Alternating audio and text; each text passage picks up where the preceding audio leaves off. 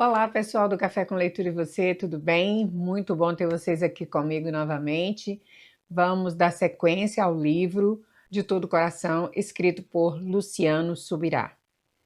Minha leitura do ocorrido é que Pedro, consciente ou não, dizia a João algo assim: Eu confio em mim e em você, mas duvido dos demais.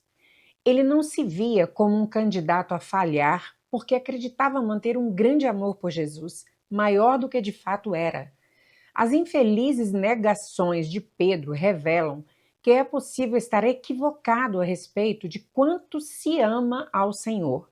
Acontece comigo, com você, com todos nós. Veja as promessas que Pedro fez. E Jesus disse aos discípulos: Serei uma pedra de tropeço para todos vocês, porque está escrito: Ferirei o pastor e as ovelhas ficarão dispersas. Mas depois da minha ressurreição, irei adiante de vocês para a Galiléia. Então Pedro disse a Jesus: Ainda que o Senhor venha a ser um tropeço para todos, não será para mim. Mas Jesus lhe disse: Em verdade lhe digo que hoje, nesta noite, antes que o galo cante 2 vezes, você me negará 3 vezes. Mas Pedro insistia com mais veemência: Ainda que me seja necessário morrer com o Senhor, de modo nenhum o negarei. E todos os outros diziam a mesma coisa. Marcos capítulo 14, do verso 27 ao 31. A versão Almeida Revista e atualizada apresenta uma das frases assim: Ainda que todos se escandalizem, eu jamais. Você percebe a mentalidade de Pedro implícita nessa afirmação? Ele se achava fiel ao Senhor mais que os demais. Estava, no entanto, prestes a descobrir que não era tudo aquilo que pensava ser. Embora o foco esteja em Pedro, note que um dos discípulos afirmou que, se preciso fosse, também morreria com Jesus. Eles realmente acreditavam em uma espiritualidade e uma fidelidade que, na realidade, não eram tão relevantes assim. A verdade aparece no momento em que Cristo é preso e todos fogem. Marcos 14:50. Ninguém ficou por perto. Ainda que não tenham abandonado completamente a Jesus, o apóstolo Pedro permaneceu à distância, acompanhando o andamento das coisas, talvez por curiosidade. Manteve uma distância segura para não correr o risco de ser preso juntamente com Jesus. Pedro seguiu Jesus de longe até o interior do pátio do sumo sacerdote e estava sentado entre os servos, aquentando-se ao fogo. Marcos 14:54. E foi exatamente essa postura temerosa que o levou ao passo seguinte, já predito anteriormente pelo mestre, de negar a Jesus. Estando Pedro embaixo no pátio, veio uma das empregadas do sumo sacerdote e, vendo Pedro que se aquecia, fixou os olhos nele e disse: Você também estava com Jesus o Nazareno. Mas ele negou, dizendo: Não o conheço, nem compreendo o que você está falando. E saiu para o pórtico. E o galo cantou. E a empregada, vendo, tornou a dizer aos que estavam ali: Este é um deles. Mas ele negou outra vez. E pouco depois, os que estavam ali disseram outra vez a Pedro: Com certeza você é um deles, porque também é galileu. Ele, porém, começou a praguejar e a jurar: Não conheço esse homem de quem vocês estão falando. E no mesmo instante, o galo cantou pela segunda vez. Então Pedro se lembrou da palavra que Jesus lhe tinha dito: Antes que o galo cante 2 vezes, você me negará 3 vezes. E caindo em si, começou a chorar. Marcos 14, do 66 ao 72. Mateus declara em seu evangelho que Pedro chorou amargamente, em Mateus 26:75. Já Marcos acrescenta que ele irrompeu em prantos assim que caiu em si. Ou seja, até então ele estava fora de si. Simão Pedro havia fantasiado amor e fidelidade ao Senhor, além de ter alimentado um sentimento de grandeza. Porém, o de repente chegou e a máscara caiu por terra. Encarando sua própria conduta, descobriu que não era tão forte como imaginava. Tenho uma notícia para dar. O coração engana. Com certeza você já ouviu alguém aconselhar: siga seu coração. Isso é, ao mesmo tempo, verdadeiro e relativo.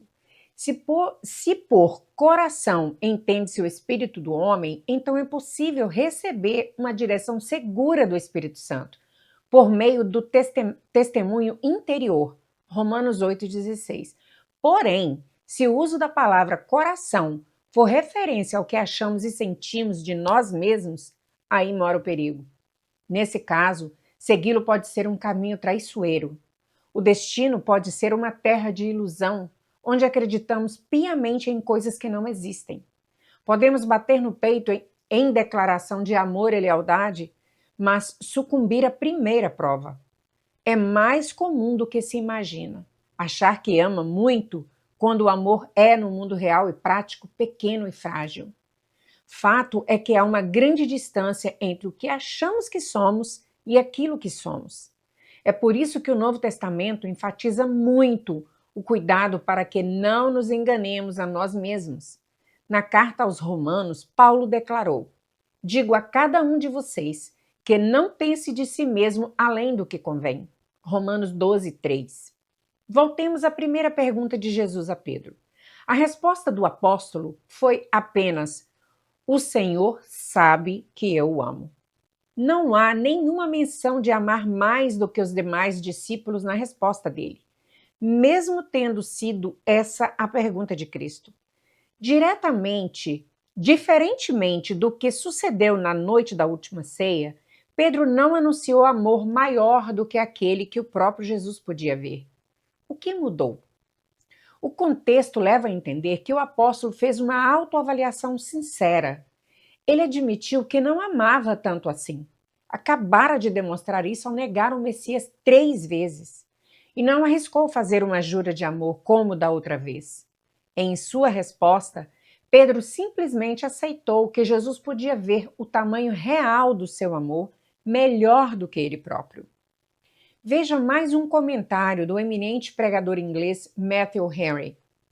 Na segunda e na terceira vez em que Cristo fez essa pergunta, ele deixou de lado a comparação mais do que estes, porque Pedro, na sua resposta, modestamente a deixou de lado, não desejando comparar-se aos seus irmãos e muito menos privilegiar-se diante deles. O autoexame é bíblico. Fomos orientados a fazê-lo por ocasião da ceia do Senhor. Que cada um examine-se a si mesmo. 1 Coríntios 11:28. Uma avaliação superficial, contudo, não é suficiente para compreender quão falho é o amor humano.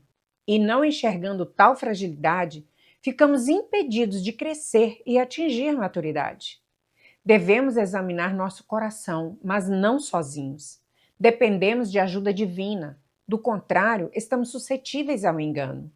Como disse o salmista, sonda-me, ó Deus, e conhece o meu coração. Prova-me e conhece os meus pensamentos. Vê se há em mim algum caminho mau e guia-me pelo caminho eterno. Salmo 139, 23 e 24. A busca deve ser no sentido de que o Espírito Santo revele a qualidade e a intensidade de nosso amor ao Senhor. Eu já estive neste lugar. Cria que amava Jesus um tanto além do que amava de verdade. Recordo-me que quando ainda adolescente, em um ímpeto de coragem, fiz uma oferta ao Senhor. Estava ajoelhado em um gesto de rendição e ninguém havia pedido que eu fizesse nada. Não estava respondendo a nenhum apelo. Naquele momento, então, dispus minha vida a Cristo para ser um mártir pela causa do Evangelho. É claro que não pensei em mentir a Deus. Só falei aquilo porque realmente achava que era verdade. Já adulto e experiente, agora exercendo o ministério pastoral, ouvi o Espírito Santo falar da necessidade de autoavaliação, com foco no alto risco de uma análise inflada e fora da realidade. Não só fui remetido pelo Senhor àquele evento adolescente, mas confrontado a avaliar a condição de meu coração anos depois daquela entrega apaixonada. Procurando olhar com os olhos de Jesus e não os meus, questionei: será que naqueles dias eu amava ao Senhor a ponto de dar minha vida? E hoje amo em tamanha intensidade? A descoberta me entristeceu. Quão distante estava o amor que eu supunha ter do amor que eu realmente nutria. Fiquei abatido e chorei muito. O Espírito Santo, entretanto, conduziu-me a outra verdade. Deus não ajuda o homem a avaliar a si mesmo com o objetivo de apontar que ele está aquém do que deveria, gerando condenação e desânimo. Ele deseja impulsionar e não triturar.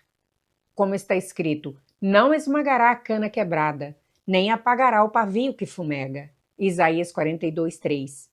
Demorei para entender este versículo. Cresci num ambiente predominantemente urbano das grandes cidades de São Paulo. Fui criado na selva de pedra. Aos 20 anos, quando comecei a pastorear, mudei-me para o interior do Paraná. E foi lá, na cidade de Guarapuava, que passei a conhecer o contexto da agricultura. Certo dia, Robert Ferter, um amigo, conduziu-me a um tour por sua fazenda. A ideia era apresentar-me uma nova realidade, até então pouco conhecida por mim. Enquanto executava seu trabalho como engenheiro agrônomo, Robert me explicava tudo o que fazia e como as coisas se davam naquele ambiente de plantio e colheita. Em um dos momentos do passeio, atravessamos de caminhonete uma plantação de trigo ainda verde. Meu amigo parava aqui e acolá para colher amostras e logo depois voltava a avançar. Enquanto seguíamos, eu observava pelo retrovisor o rastro de trigo amassado que ficava pelo chão onde passava o automóvel. Depois de uma meia hora atropelando o trigo, não me contive e perguntei: Você faz isso todo dia? Você sempre atropela o trigo por horas seguidas? Diante da confirmação dele, deixei transbordar um pensamento que acusava minha completa ignorância sobre o assunto. Daqui a pouco não haverá mais trigo. Esmagando tudo com a caminhonete, você vai acabar com a plantação. Ele começou a rir e parou o automóvel, pedindo que eu descesse para ver o que ele queria mostrar. Apontou para o rastro de trigo que acabara de ser criado pelas rodas da caminhonete e perguntou: Você acha que esse trigo não levanta mais? Tenho certeza que não. Quanto pesa esse veículo que passou por cima dele? Sem zombar de minha ignorância, ele apenas sorriu e mostrou outro rastro atrás de mim. O trigo amassado estava apenas um pouco mais baixo que o restante da plantação, aproximadamente um palmo.